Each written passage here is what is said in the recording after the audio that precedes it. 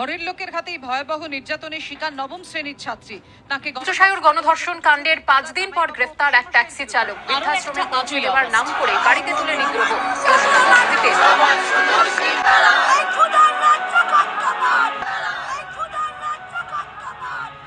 কি হয়েছে পুনার? কি হয়েছে তোমার? শরীরটা ভালো আছে তো? আচ্ছা বলো, কি সাজবে আজকে? দিদি, আজ আমি ব্রাইডালও সাজতে চাই না, রিসেপশনেও সাজতে চাই না। এই সৃষ্টির আদি শক্তি স্বরূপিণী মহাকালী সাজতে চাই। মা কালী সাজবে? কেন হঠাৎ ব্রাইডাল না সেজে মা কালী সাজবে কেন?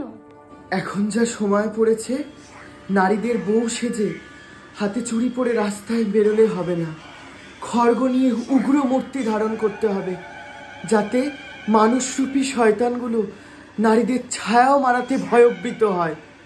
আমরা শক্তি, সাহস আর সমৃদ্ধির জন্য মা কালীর আরাধনা করে থাকি। শক্তি হলো নারী, শক্তি ছাড়া শিবও সবে রূপান্তরিত হয়।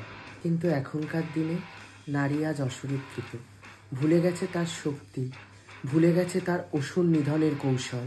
যে মাতৃরূপে নারী শক্তির আরাধনা করি, আজ সেই মাতৃরূপে নারীরাই অসহায়। নারীরা আজ স্বাধীন হয়েও রাস্তায় বেরোতে অসমর্থ।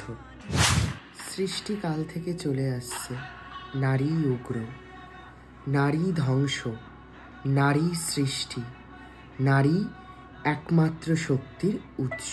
হে নারী, তুমি অসহায় নও, তুমি দুর্বল নও, তুমি সৃষ্টির আদি শক্তির উৎস। জাগো নারী, জাগো। কেটে ফেলো মানুষরূপী মহিষাসুরদের গলা, কেটে ফেলো সেই হাত, যেই হাত নারীদের সম্মানে হাত বাড়ায়। উপড়ে ফেলো সেই চোখ, যেই চোখ তোমায় অসম্মানের কথা ভাবে।